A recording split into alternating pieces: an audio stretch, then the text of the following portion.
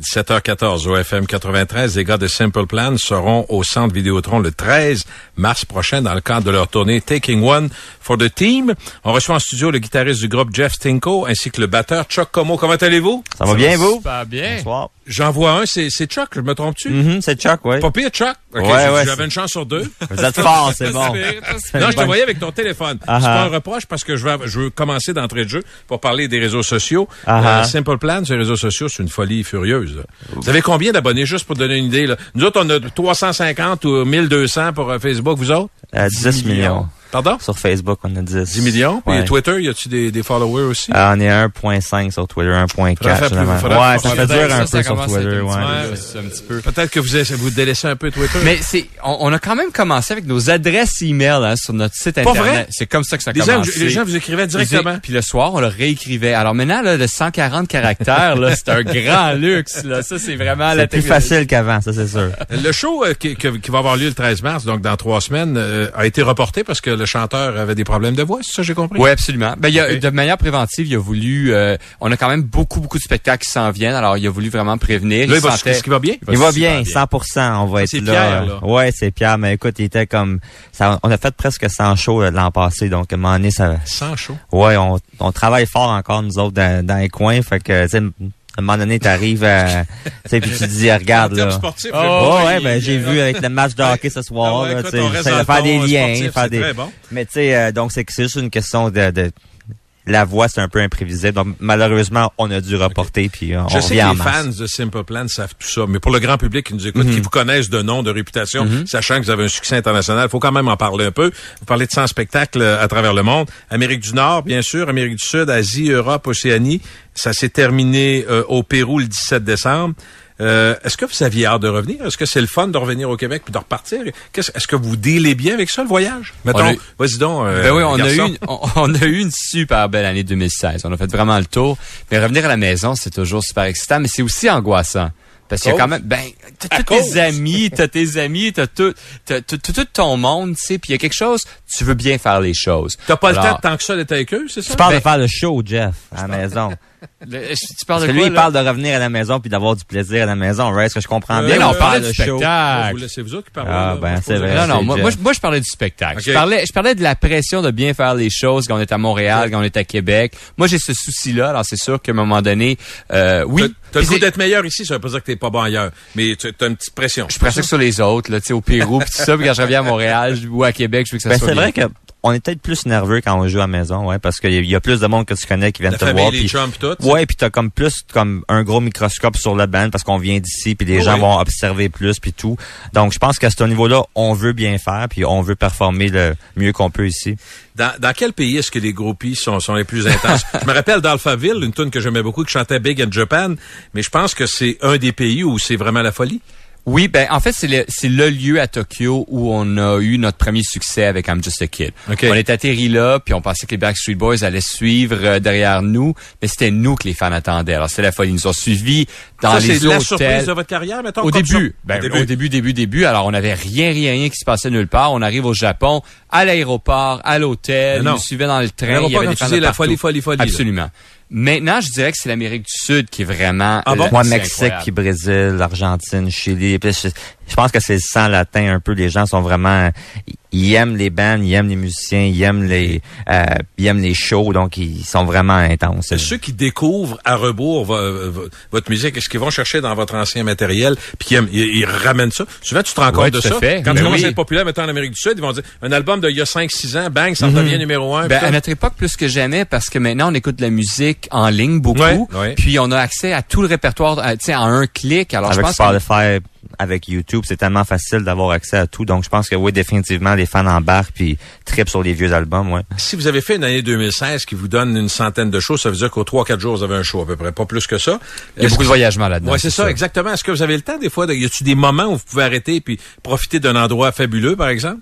Cette année, ça n'a pas été l'année du grand tourisme, là, franchement. Okay. Dans le passé, je dirais qu'on a fait vraiment un effort pour arriver soit d'avance ou partir un peu plus tard. Alors, on a fait des voyages en Australie, on est allé à Israël, on a pris vraiment le temps de voyager. Charles puis moi, on est allé en Égypte. On a vraiment voyagé dans des endroits un peu inusités grâce au groupe.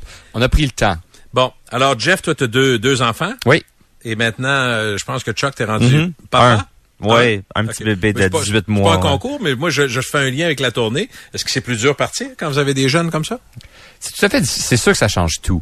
Alors, heureusement qu'il y a FaceTime, puis heureusement qu'on se parle énormément au téléphone, mais il en reste quand même pas moins que... Non, je comprends. C'est pas la même chose. Alors oui, c'est plus déchirant partir, mais on a trouvé une sorte de manière de condenser nos spectacles. On fait 3 semaines, intense, puis on revient pour 2 semaines. Alors ça, c'est peut-être le ça peut arriver des fois que la famille, la blonde puis les enfants viennent ou c'est Oui, absolument. Là, on va jouer à Disney, tu vois. Alors, les enfants, tout d'un coup, là, il n'y a pas de problème. Ils sont plus vieux, je comprends bien. Oui, ils sont même prêts à faire des devoirs en avance là pour aller voir papa en show à Disney. Ça me fait rire parce qu'avec Dan, des fois, on parlait de quand on était jeune, il y avait les Nordiques à Québec, puis on disait, nos parents arrivaient, mettons, mardi soir, il y avait un billet pour aller au Nordique. Tes devoirs sont... mes devoirs sont faits les 3 prochains mois. Tout est fait. Puis, tout est réglé. Ça va bien. Que ça allait bien, mon soeur. Mais les enfants, c'est pareil. Disney, c'est un gros vendeur. Quand est-ce... Là, vous partez pour une autre. Je comprends bien qu'il y a une série de spectacles qui s'en vient, à part celui du 13 mars. C'est où vous êtes, là, dans les prochaines semaines? En fait, on va célébrer la sortie de notre premier album. C'est le 15e anniversaire cette année. Alors, on passe à travers les États-Unis. On fait une sorte de petite tournée rétrospective. Ben, non, c'est pas une petite tournée. On fait une tournée rétrospective aux États-Unis. On s'en va en Europe faire des festivals. Il s'en était vendu 2 millions du premier album, quand même, là. Ouais. C'est pas rien. Non, il a super bien été quand même celui-là. Alors, puis le reste de l'année, ben on va faire plein d'autres petites places qu'on n'a pas faites nécessairement là au cours de 2016. Puis éventuellement, il va falloir commencer à penser à un nouvel album. Ça a parti assez fort votre affaire, on comprend. Mais vous étiez dans la jeune vingtaine quand le succès est arrivé. Pas soudainement, c'est pas du hasard, mais quand même, ça a parti, je pense, plus fort que vous l'imaginiez vous-même. Qu'est-ce que vous auriez aimé savoir à cette époque-là que vous savez aujourd'hui? Ça aurait-tu changé quelque chose? Mais qu'est-ce que vous apprenez avec le temps, j'imagine? Ben, peut-être ça va vite, hein? D'en profiter plus. Ouais. OK. Pendant que ça arrive, peut-être de prendre le temps un petit peu de se pincer un peu puis de réaliser qu'est-ce qui se passe puis pas de penser que c'est pas qu'on pensait que c'était normal. Je pense qu'on a toujours compris qu'on était chanceux puis très privilégiés, mais peut-être de prendre plus, de prendre le temps d'être dans le moment un peu. Un peu plus. Est-ce que vous savez, je vous demande si vous le savez, ou si quelqu'un vous le dit, là, mais peut-être vous personnellement, si ceux qui vous ont aimé, mettons, au début des années 2000 sont les mêmes qui vous suivent aujourd'hui, ou si vous avez recréé une nouvelle cohorte de fans? C'est un peu des deux, en fait. Ce qui est fascinant avec le groupe, c'est qu'il y a des gens qui ont vu jusqu'à 100, 150 spectacles à travers le monde, qui ont voyagé pour voir le groupe. Ça, vous le savez parce qu'ils vous écrivent des fois? Ben, on les reconnaît, on les voit. Voyons, dans la salle. OK. Ouais, ben, cette fille-là, puis son ami de fille, c'est des fans. Ils sont comme ça. Ils vont être front row sur la première rangée, tu les reconnais, même qu'ils vont attendre après le show pour une signature, une photo, ben, on a aussi peu notre fan club aussi qui est très puissant, puis qu'on rencontre. Les gens qui font partie de notre fan club peuvent venir à nos tests de balance de son. Okay. Alors, c'est souvent les mêmes gens qu'on revoit, des fans qui sont quand même assez là, dédiés à la cause. Là. Alors, oui, on les reconnaît. Il y a beaucoup de gens qui étaient trop jeunes pour venir au spectacle, qui ont maintenant l'âge. Puis il y en a qui étaient justement dans la vingtaine, maintenant, tu sais, sont un peu plus vieux, puis qui amènent leurs enfants pour venir nous rencontrer. Alors, il y a vraiment de tout, puis il y a plein de jeunes visages aussi. Vous avez évoqué ça un peu tantôt, on consomme la musique d'une façon très différente. Est-ce que Apple Music et Spotify, ça vous dérange ou vous vivez bien avec ça? Ben, à un moment donné, on peut résister, mais c'est un fait accompli. Ça sert à rien on peut en parler de manière nostalgique, on peut parler de vinyle puis tout ça, mais il en reste pas moins que ça fait accompli, c'est commode. Moi, c'est le futur, puis c'est ça, puis je pense que nous, on a toujours été les premiers à comme sauter sur les nouvelles technologies puis les nouvelles choses qui sont existantes, donc on y va à fond là-dedans. On consomme notre musique de la même façon que tout le monde. Vous avez senti le besoin de soutenir, promouvoir, redonner à la société en lançant la Fondation Simple Plan en 2005. Qu'est-ce qu'elle fait? Est-ce que vous avez une cause particulière ou vous aidez différentes strates de population? On cible la jeunesse. Alors, on cible des organismes. Nous, notre rôle à nous, c'est d'amener de la visibilité, puis évidemment d'amasser des fonds pour aider les organismes qui font une différence sur le terrain avec des jeunes. Alors, on traite de problèmes scolaires, on essaie d'inspirer les jeunes à se trouver une voie dans la vie. Alors, la musique, on parle de sport aussi. L'idée, c'est vraiment là, donc de remettre un peu au suivant. On a même utilisé des fois des initiatives comme on a fait imprimer des t-shirts quand il y a eu le tsunami là, au Japon. Donc, nos fans du monde entier achetaient des t-shirts pour aider des fans japonais. On trouvait que c'était assez symbolique. Ça a marché? Très bien. Là, vous allez aller en Chine encore. Je sais que l'Asie, c'est important pour vous dans votre carrière au fil des années. Vous retournez en Chine, mais est-ce qu'il y a là un lien? Est-ce que je comprends que le lancement de la guerre des Turcs, ça n'a rien à voir avec la Chine, ça? Ouais, en fait, on fait la première du film là-bas. On a une toune sur la trame sonore, donc on s'en va là-bas faire partie de leur lancement du film. Ça va être le fun. Mais c'est un voyage assez éclair, d'après moi? Ouais, en fait, on y va pour 2 jours. Fait que ça va être in and out. Est-ce qu'à ce moment-là, on peut se payer un petit sommeil dans l'avion? Parce que là, dans le bétail en arrière, c'est plus tough un peu, là. On va espérer qu'on va bien dormir. Moi, je te garantis que je vais dormir dans l'avion. 100%, ouais. Est-ce que faudrait faire un autre album? Avez-vous une paresse intellectuelle par les temps qui courent? Non, la réalité, c'est que... C'est les fans qui vous disent, ben là, nouveau matériel, des fois? Ben non, on a le goût de le faire. Ouais. La seule chose, c'est que notre horaire est quand même assez difficile à gérer. Puis c'est sûr que sur la route, là, de penser que on va emmener un studio mobile, on va commencer à travailler, je pense que c'est pas réaliste. Alors, on a toujours eu besoin d'un certain temps entre 2 albums pour écrire les chansons, les travailler, puis les enregistrer. Mais les fans, après 2 mois, ils en veulent déjà un nouveau tout de suite. Ah oui, c'est sûr. Ça peut pas être trop vite. Et vous arrive-tu de vous dire, tabarouette, ou vous pincez en disant, on est encore là, on est encore fort?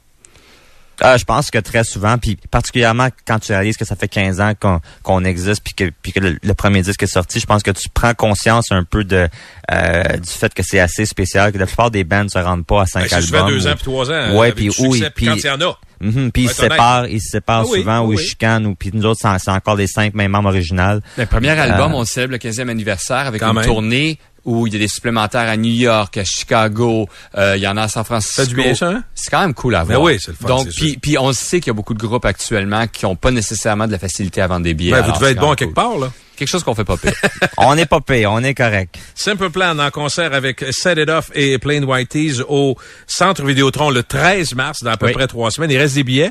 Alors, si vous voulez aller vous faire plaisir, achetez des billets sur le Centre Vidéotron ou le système de Simpleplan.com. Simpleplan.com, direct. Pourquoi pas? Yes. À 10 millions de suiveurs sur Facebook. D'après moi, les gens le savent, effectivement. On a un petit montage des tunes de Simple Plan pour vous remercier d'avoir été là. Alors, cool. Pour les gens qui voudraient se replacer, merci beaucoup. Merci. 17-26.